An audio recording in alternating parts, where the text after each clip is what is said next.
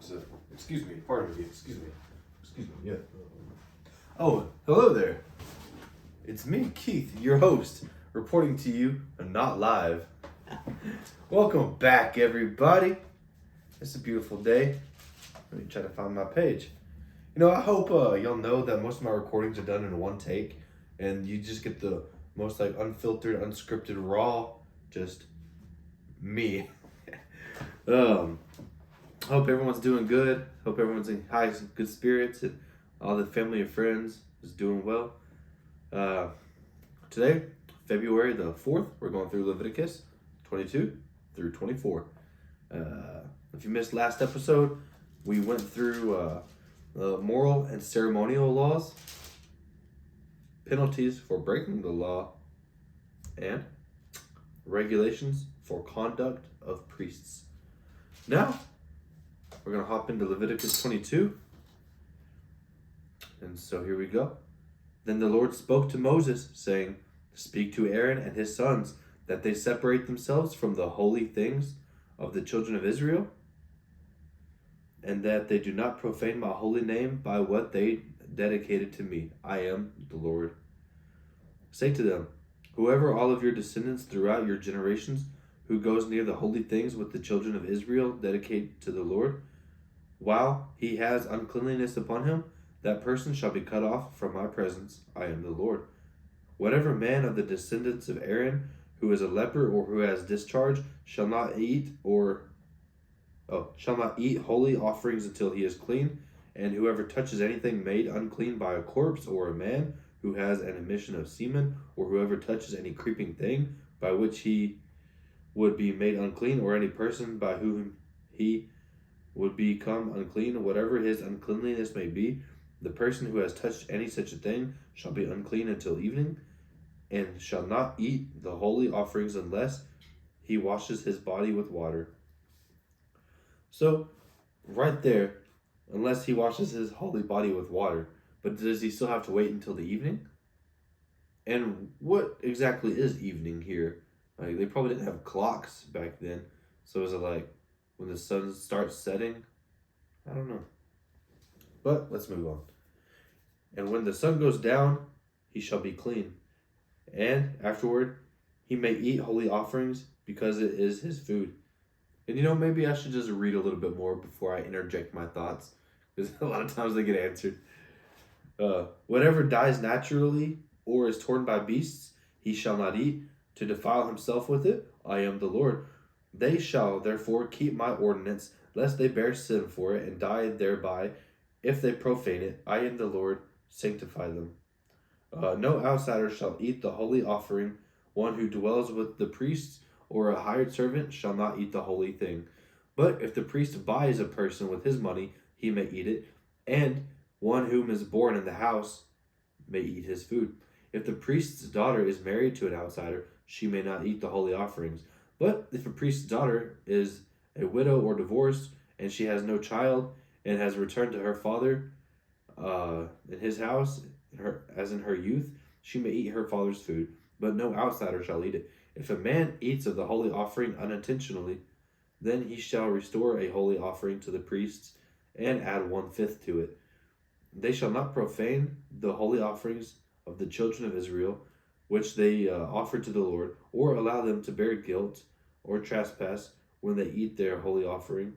I am the Lord. Sanctify them." Oh, it says, For I, the Lord, sanctify them. So, on to offerings accepted and not accepted. "And the Lord spoke to Moses, saying, Speak to Aaron and his sons, and to all the children of Israel, and say to them, whatever man of the house of Israel, or the strangers in Israel, who offer his sacrifice for any of his vows, or for any of his free will offerings, which they offer to the Lord as a burnt offering, you shall offer of your own free will a male without blemish from the cattle, from the sheep, or from the goats. Whatever has a defect you shall not offer, for it shall not be acceptable on your behalf. And whoever offers a sacrifice of peace offering to the Lord to fulfill his vow, or a free will offering from the cattle or the sheep, it must be perfect to be accepted. There shall not be a defect in it. Those that are blind or broken or maimed or who have an ulcer, or eczema, or scabs, you shall not offer to the Lord, nor make an offering by the fire of them on the altar to the Lord. And I wonder, like, how specific that is, because it sounds like you got to go over these animals with a fine tooth comb. Like, what if they have something like a little bit underneath the hair? But onward.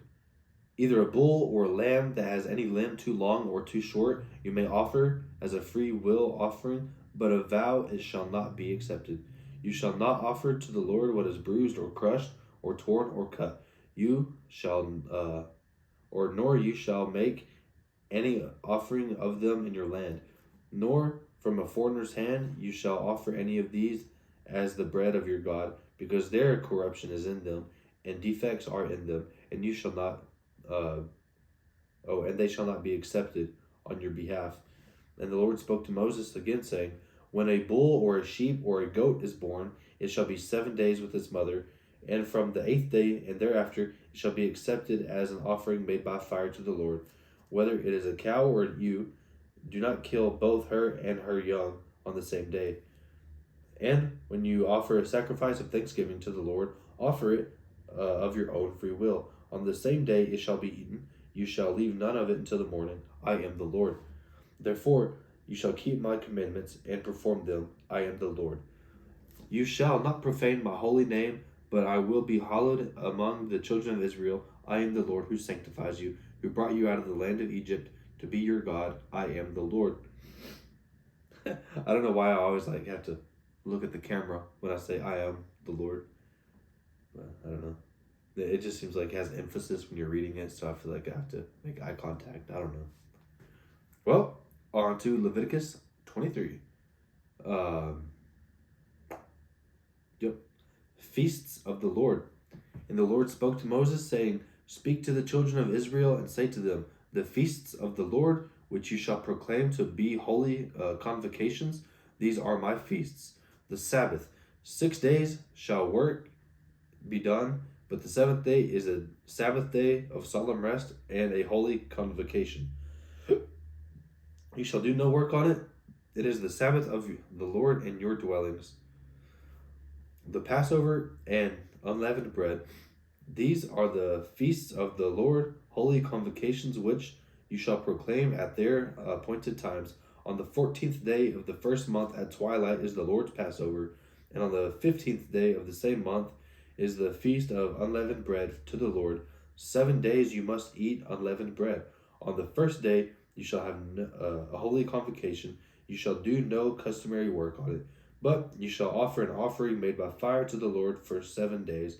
The 7th day shall be a holy convocation. You shall do no customary work on it. Now, the feast of the first fruits. And the Lord spoke to Moses, saying, speak to the children of Israel and say to them, when you come into the land which I give you and reap its harvest, then you shall bring a sheaf of the first fruits of your harvest to the priest. He shall wave the sheaf before the Lord to be accepted on your behalf. On the day after the Sabbath, the priest shall wave it. Then I'm just going to interject here.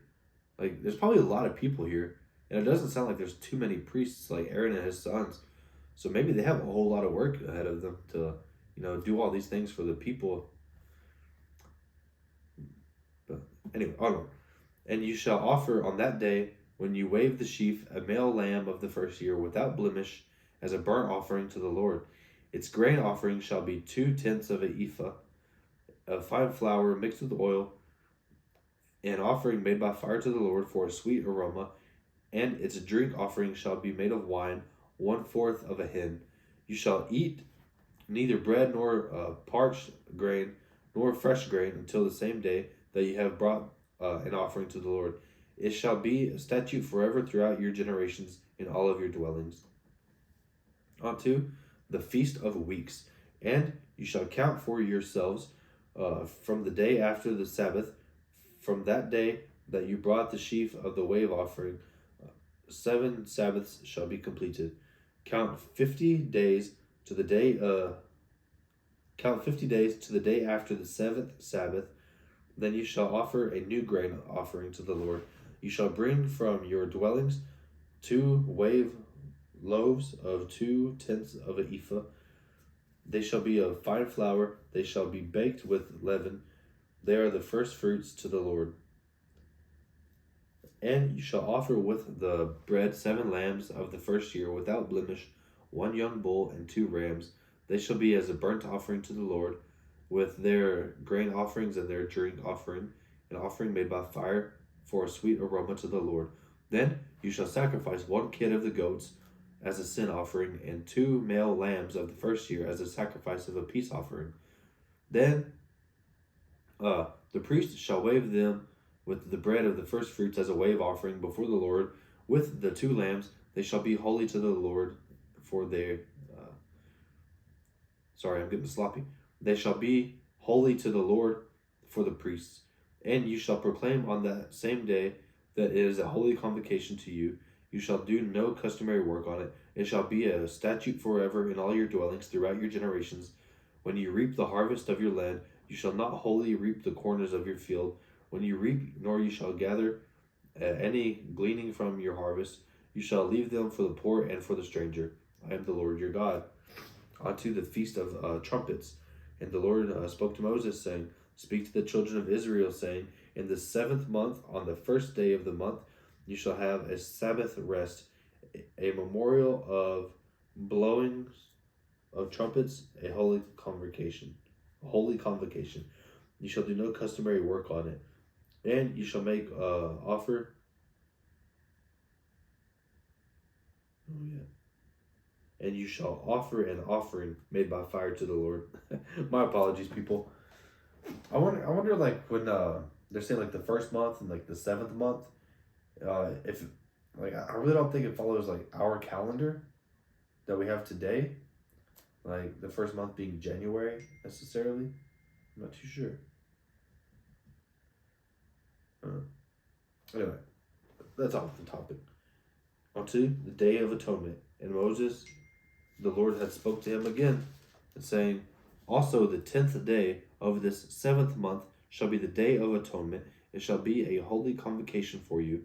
You shall afflict your souls, and offer an offering made by fire to the Lord. And you shall do no work on that same day, for it is the Day of Atonement, to make atonement for you before the Lord your God. For any person who is not afflicted in his soul on that same day shall be cut off from his people. And any person who does any work on that same day, that person I will destroy from among his people. You shall do no manner of work. It shall be a statute forever throughout your generations in all your dwellings. It shall be a Sabbath to you of solemn rest, and you shall afflict your souls on the 9th day of the month at evening. From evening to evening you shall celebrate your Sabbath. And so I wonder what, like, when it says like do no work, it's like don't do your job, or it's like don't do like anything laborious, like chopping wood for your household or something, or because like even like to cook is kind of like labor. But onto the Feast of the Tabernacles. Then the Lord spoke to Moses again, saying, Speak to the children of Israel, saying, The 15th day of this 7th month shall be the Feast of the Tabernacles for 7 days to the Lord. On the first day there shall be a holy convocation. You shall do no customary work on it. For 7 days you shall offer an offering made by fire to the Lord. On the 8th day you shall have a holy convocation, and you shall offer an offering made by fire to the Lord. It is a sacred assembly, and you shall do no customary work on it. These are the feasts of the Lord which you shall proclaim to be holy convocations, to offer an offering made by fire to the Lord, a burnt offering and a grain offering, a sacrifice and drink offerings, everything on its day. Besides the Sabbaths of the Lord, besides your gifts, besides all your vows, and besides your free will offering which you give to the Lord. Also on the 15th day of the 7th month, July sounds busy, when you have gathered in the fruit of the land, you shall keep the feast of the Lord for 7 days. On the first day there shall be a Sabbath rest, and on the 8th day a Sabbath rest. And you shall take for yourselves on the first day the fruit of the beautiful trees, branches of palm trees, the boughs of leafy trees, and the willows of the brook, and you shall rejoice before the Lord your God for 7 days. You shall keep it as a feast to the Lord for 7 days in the year. It shall be a statute forever in your generations. You shall celebrate it in the 7th month. You shall dwell in the booths for 7 days. All who are native Israelites shall dwell in booths, that your generations may know that I made the children of Israel dwell in booths when I brought them out of the land of Egypt. I am the Lord your God. So Moses declared this to the children of Israel, the feasts of the Lord. I wonder what exactly booths are, if it's just like little huts that they were like living in when they came out of the land of Egypt. But yeah. There was something else I was going to add to that.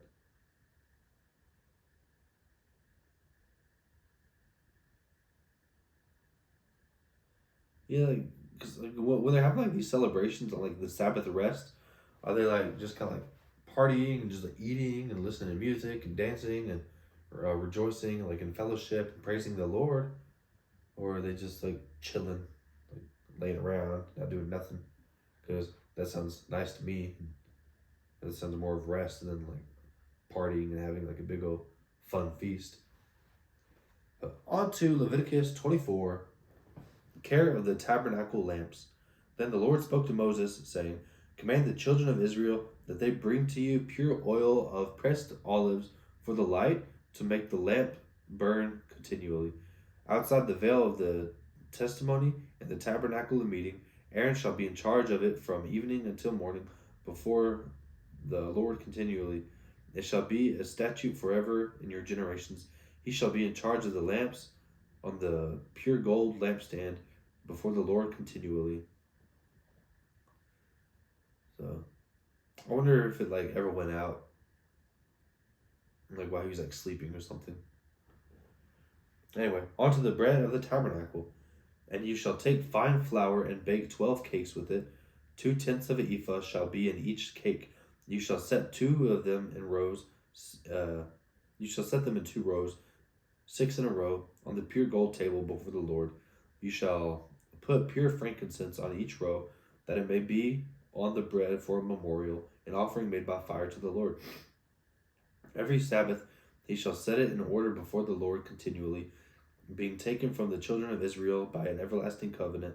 And it shall be for Aaron and his sons, and they shall eat it in a holy place, for it is the most holy to him, for the offerings of the Lord made by fire, by a perpetual statute. The penalty for blasphemy. It looks like that's the last section of Leviticus 24. Now the son of an Israelite woman, whose father was an Egyptian, went out among the children of Israel, and the Israelite woman's son, a man of Israel, fought each other in the camp. And the Israelite woman's son blasphemed the name of the Lord and cursed. And so they brought him to Moses. His mother's name was Shelomith, the daughter of Dibri of the tribe of Dan. Then they put him in custody, that the mind of the Lord might be shown to them. And the Lord spoke to Moses, saying, Take outside the camp him who has cursed, then let all whom heard him lay their hands on his head, and let all the congregation stone him. Then you shall speak to the children of Israel, saying, Whoever curses his God shall bear his sin, and whoever blasphemes the name of the Lord shall surely be put to death. All the congregation shall certainly stone him, the stranger as well as him who is born in the land. When he blasphemes the name of the Lord, he shall be put to death. Whoever kills any man shall be surely put to death. Whoever kills any animal shall make it good, animal for animal. If a man causes the disfigurement of his neighbor, as he has done, so shall it be done to him. So it says, like, whoever kills a man shall be put to death, but they're literally just stoned a guy. So it's like a lot of people just killed a man, but I guess it's okay. Anyway, if a man causes disfigurement of his neighbor, as he has done, so it shall be done to him. Fracture for fracture, eye for eye, tooth for tooth, as he has caused disfigurement of a man, so shall it be done to him. And whoever kills an animal shall restore it, but whoever kills a man shall be put to death.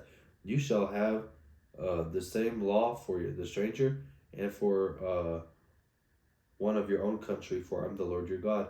Then Moses spoke to the children of Israel, and they took outside the camp who had cursed, or they took outside. They took the guy who blasphemed the Lord outside of the camp and stoned him with stones.